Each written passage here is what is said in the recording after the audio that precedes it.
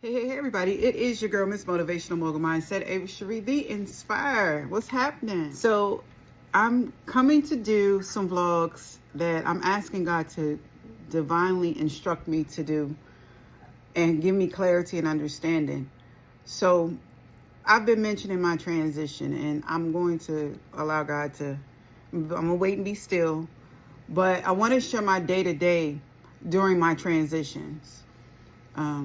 During my grief and my loss, during my joy, my highs and my lows, right? So I just got finished sharing a space with someone I did not know, and they got in my car. Again, that mindset license plate. They got in my car and they started to cry. Young, beautiful queen, right? And so I said, release.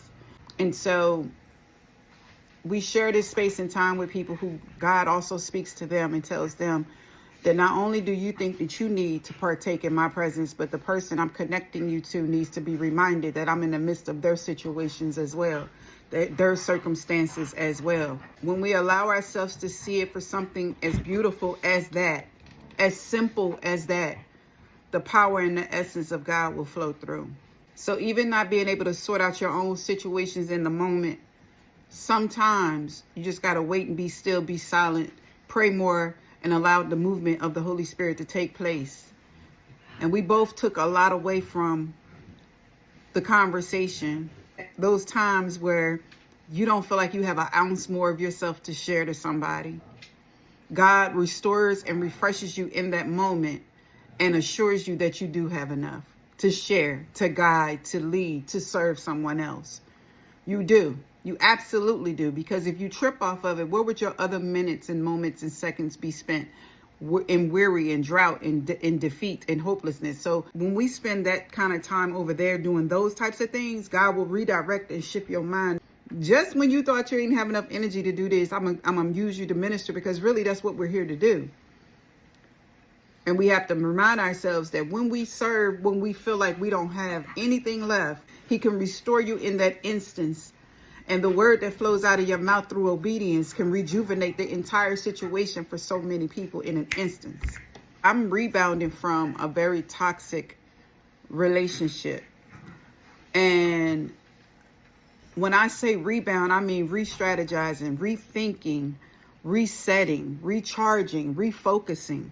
There's so many men and women that are so over-obligated to things that are unloyal and disinterested and will not appreciate your efforts.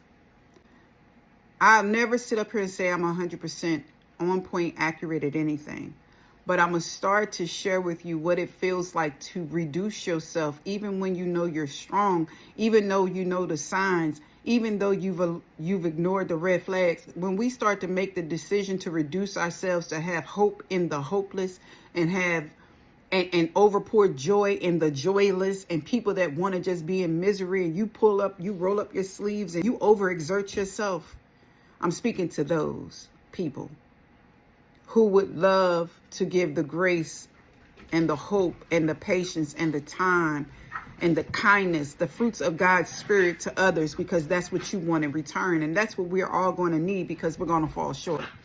So when you rebound from something like that, in this phase of my life, I realized how lonely it really is, and how also the enemy uses it to tell you that you shouldn't have left.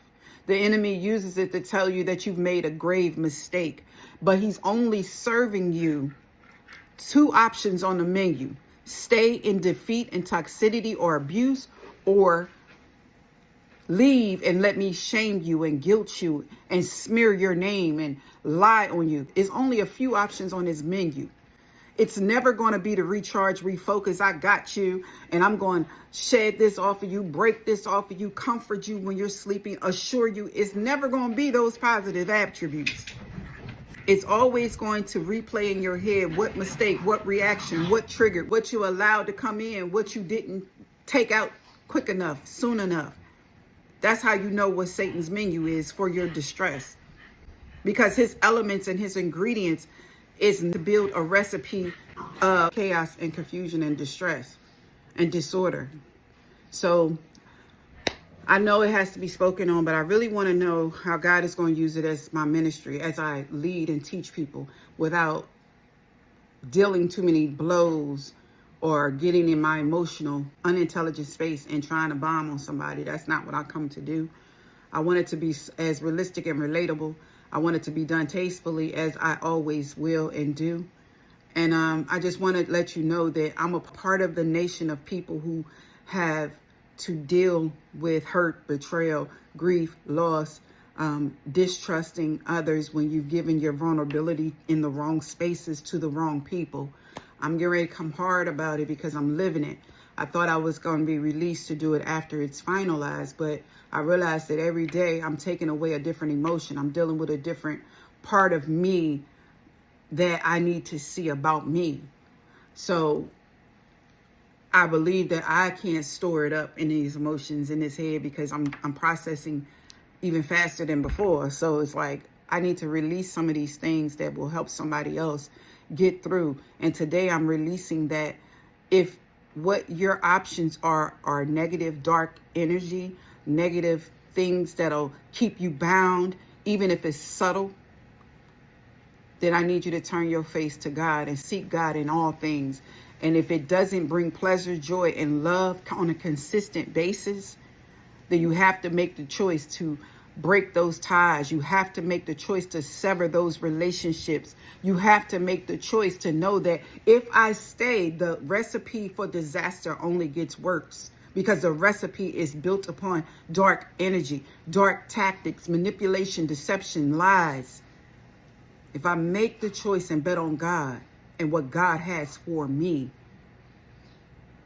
then I don't have to wonder about the ingredients and where my help is coming from and who is the master, who is the orchestrator. I know that it is all for my good. And taking a leap of faith may seem like it's the scariest thing in the world. But you can go and allow God to create a new thing in you, or we can go and allow Satan to keep pulling our heartstrings and pulling our emotions out of whack into a recipe of disaster and destruction that is meant to steal, kill, and destroy. This is your girl, Miss Motivational Mogul Mindset, Ava Street, the Inspired. What was sent to break me will not break me, but I will be bold in the Lord.